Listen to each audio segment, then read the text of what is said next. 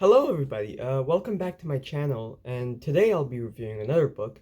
This time it's the Stephen King novel 11/22/63.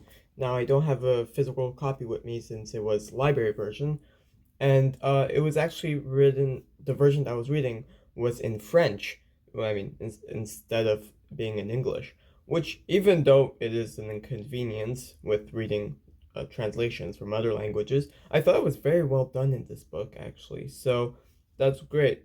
So kudos to the person who translated it. But right now I'm going to give my thoughts on it and my review. And yeah, let's get into it. So 11/22/63 is a novel by Stephen King, of course, which is not exactly a horror or thriller, which is very weird considering who wrote this. But instead, it's more like, okay, well, it is a bit of a thriller, but it's more of just the life of a guy living in the past with a bit of romance and the element of thriller, like mystery, and just the guy trying to solve something. But the basic synopsis of the plot, without spoilers, is that it's this man named Jake Epping, and he was recently divorced, meeting up with his friend, Al, I think, who's dying of cancer, in his restaurant. And basically, Al says, "You know what? I have a time portal wormhole in my restaurant." And it leads back to 1958 because they're currently in 2011. And Al says, "We can change the past, and which would subsequently change the future." And one of the things that they propose to do is stop the assassination of JFK. Now, this is obviously kind of a weird choice, but sure, I'm gonna follow along with that. And yeah, basically for the next 900 pages, it's just Jake Epping going into the past and trying to find out who exactly killed JFK and what conditions did he kill JFK, and basically just his life living in the past 1958. And yeah, and that's basically just it. I can't really go on further without spoiling the book, but that's the plot. So, do I like this book? Yes, I do. Yes, I really did love this book. Thoroughly enjoyed it. And obviously, point one, I've mentioned this in my misery review, but I just really love Stephen King. And it was a very different change of pace from Stephen King's other novels, considering that all the other novels I've read were at least had some element of horror. Even like Mr. Mercedes, like you kind of just were scared of the villain. But this one, even though the antagonist is threatening, you don't feel scared. It's more just like a moderate thriller. Moderate. But yeah, so the writing was great. I do think I do think there was a slight issue with the pacing. Like it definitely slowed down near the middle. Like 900 pages on the guy just living in the past and then eventually stopping JFK from getting assassinated does get kind of like slow at a certain point, but I think it really just catched on right afterwards, especially with that like moment after the climax with no spoilers, which just absolutely shocked me. It was like, okay, well, that's just incredibly well written. And yeah, the delivery of that the final act was like insane. But yeah, overall with the writing, I have no problem with that other than the slight pacing issue. About the characters though, Jake Epping is very well written. I wouldn't say like 100% like flawless character. I do think Stephen King could have done a better job portraying him. He's a nice man, obviously, but his perception of just like loss and romance is very shallow. I mean, I'm honestly no reliable source of like how to do romance. I have not read many romances in my life, barely. I do not like Romeo and Juliet at all, blah blah blah.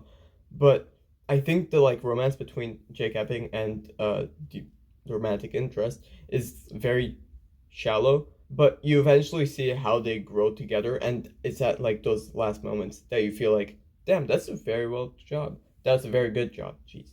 But yeah, so for the characters, I really like the others other than Jake Epping. Al is likable. There are many characters near like the last acts, and you feel like you're gonna feel overwhelmed, but it's not like that exactly because each character has their own diverse personality that you can easily recognize them. Like you could just say, "So this guy's there," and you're like, "Oh yeah, I remember him," even though he was mentioned like 500 pages ago and he doesn't get much character built up.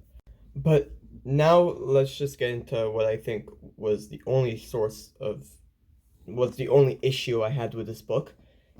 I feel like the element of time travel is not clearly discussed. Like, I'm not saying it's badly written. I think it's still like a great concept. But and they do explain near the end about how it works. Like sort of.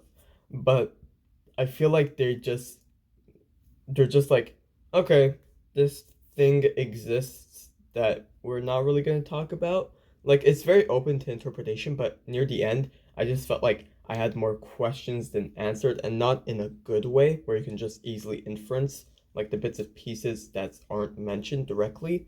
But no, I just felt like I wish I could know more about this phenomenon that they're implying, because there are many cool concepts surrounding this time travel thing. No spoilers, but one of the characters that you meet very early on during the time travel sequence, like he's actually plays a more important role than you might think later on near the end.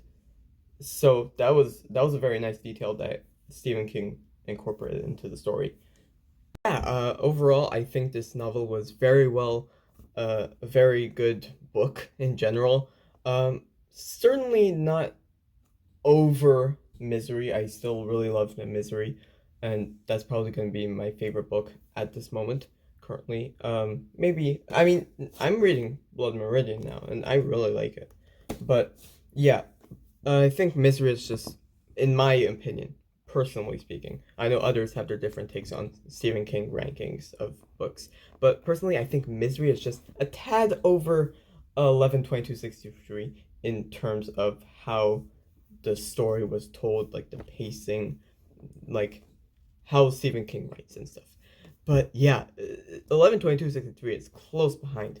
I just really love both of these books. They're both amazing. But if I were to rate 11/22/63 on a scale of 10, I would give it a 9 out of 10. Like just that 1 point for the issue with the pacing and the time travel element. But other than that, I just really fell in love with these characters, the story that was being told, the relationship between Jake Epping and the romantic interest. And yeah, there's nothing really else I can say about this that would do it any harm or good.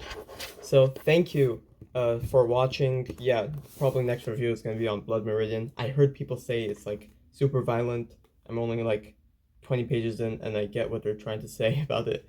But yeah, I'll expect a review on that soon. If you guys want one, you can leave a comment saying, I want a review of this. No, I don't want a review of this. But anyways, it's gonna be up to me finally. You can't decide. But joking. We'll see you guys in the next video. Bye.